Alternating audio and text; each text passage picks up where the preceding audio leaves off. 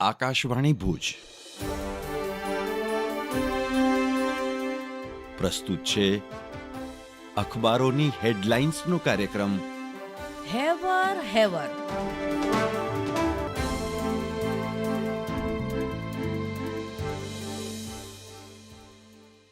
નમસ્કાર, હું ધર્મેન્દ્ર જોશી. કચ્છ મિત્રના પ્રથમ પાના પર હેડલાઇન્સ છે કે ખુલ જા સિમ સિમ, પાલડીમાં 96 કિલો સોનું જપ્ત. આવિષ્કાર એપાર્ટમેન્ટના બંધ ફ્લેટમાં બાતમીના આધારે કાર્યવાહી.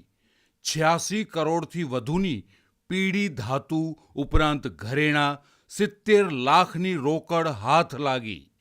શેર બજાર ઓપરેટરે શેર ભાવમાં ઉથલ પાથલ કરીને કરોડો ઘર ભેગા કર્યા છે. પ્રથમ પાના પર અન્ય એક હેડલાઇન્સ છે કે ભારત વિસ્તાર નહીં વિકાસમાં માને છે, નરેન્દ્ર મોદી. રાયસીના ડાયલોગ દરમિયાન ન્યૂઝીલેન્ડના વડાપ્રધાન ક્રિસ્ટોફર સાથે વાતચીત. સંરક્ષણ સહિત મહત્વની સમજૂતીઓ થઈ. આતંકવાદને જાકારો. કચ્છ મિત્રના છેલ્લા પાના પર હેડલાઇન્સ છે કે 100 કલાકની અંદર જ પૂર્વ કચ્છ પોલીસની લાલ આંખ. શિકારપુરમાં કુખ્યાત શખ્સે સરકારી દવાખાનાની જમીન ઉપર કરેલું દબાણ તોડી પડાયું. અંજારમાં વીજ જોડાણ કાપી 3 લાખનું બિલ અપાયું. ફતેહગઢમાં પણ 1 લાખના વીજ બિલ ફટકારાયા.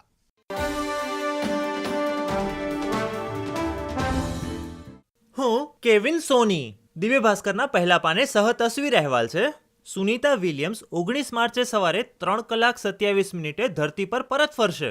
અંદાજિત 17 કલાક લાગશે. નાસા આ યાત્રાનું જીવંત પ્રસારણ કરશે. સુનીતા અંતરિક્ષમાં 254 દિવસ રહેનારી પહેલી મહિલા. પરત ફરવાનું ભાડું 184 કરોડ રૂપિયા. દિવ્ય ભાસ્કરના અંદરના પાને બીજા એક સમાચાર છે. કચ્છની લુપ્ત થતી કમાગરી કળા વિશે જાગૃતિ ફેલાવવા ભુજમાં સેમિનાર યોજાયો. મહારાણીના સહયોગથી અંજાર રંગતરંગ આર્ટ સોસાયટી દ્વારા આયોજન. અન્ય એક સમાચાર છે. સુરતમાં 500ના દરની 6 લાખની નકલી નોટ ઘુસાડાઈ. બાંગ્લાદેશથી વાયા પશ્ચિમ બંગાળ ગુજરાતમાં નોટો ઘુસાડવાનું કૌભાંડ. 40,000ની નોટ સાથે 2 ઝડપાયા.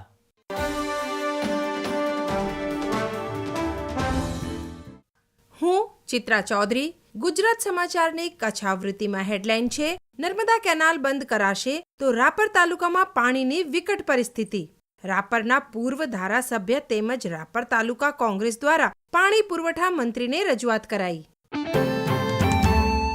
ગુજરાત સમાચારના અંદરના પાને વધુ એક સમાચારમાં કચ્છના 700 આરોગ્ય કર્મચારીઓ વિવિધ માગ સાથે હડતાળ પર ઉતર્યા. આરોગ્યના કર્મચારીઓને ગ્રેડ પેમાં સમાવેશ કરવા અને ખાતાકીય પરીક્ષા રદ કરવાની માગ.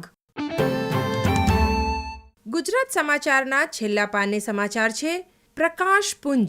કચ્છમાં મોડી રાત્રે ઉલ્કા પડી. ખગોળશાસ્ત્રીનો મત.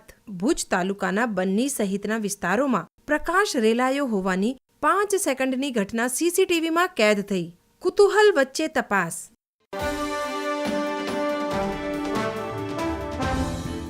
હું મનોજ સોની. સંદેશની આજની હેડલાઇન છે કે મેડિકલમાં AI લોહીના નમૂના પરથી ઉંમરનું અનુમાન કરી શકાય તેવું મોડેલ બનાવાયું. લાંબા ગાળાનો તણાવ જૈવ રાસાયણિક સ્તરે ઉંમર વધારવાની પ્રક્રિયાની ઝડપ વધારી શકે.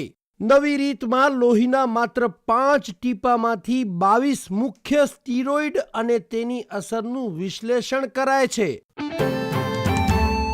સંદેશના અંદરના પાને સમાચાર છે કે ભુજમાં ક્રિકેટ પર સટ્ટાના ગુનામાં વધુ 5 આરોપીની ધરપકડ કરાઈ. ચેમ્પિયન્સ ટ્રોફીની ભારત ઓસ્ટ્રેલિયાની મેચ પર રમાતો હતો જુગાર. 5 આરોપીઓના 1 દિવસના રિમાન્ડ મંજૂર કરાયા.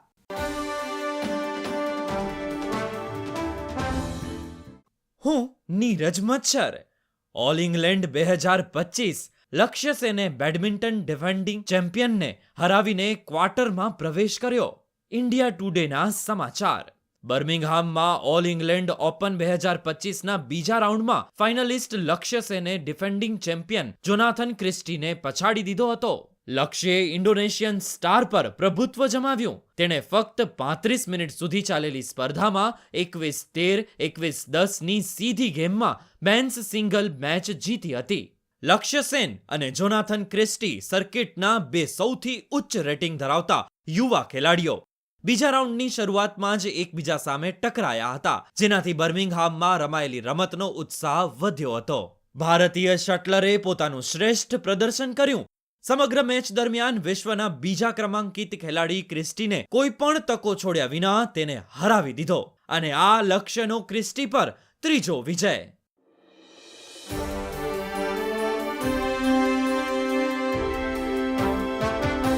અખબારોની હેડલાઇન્સનો કાર્યક્રમ હેવર હેવર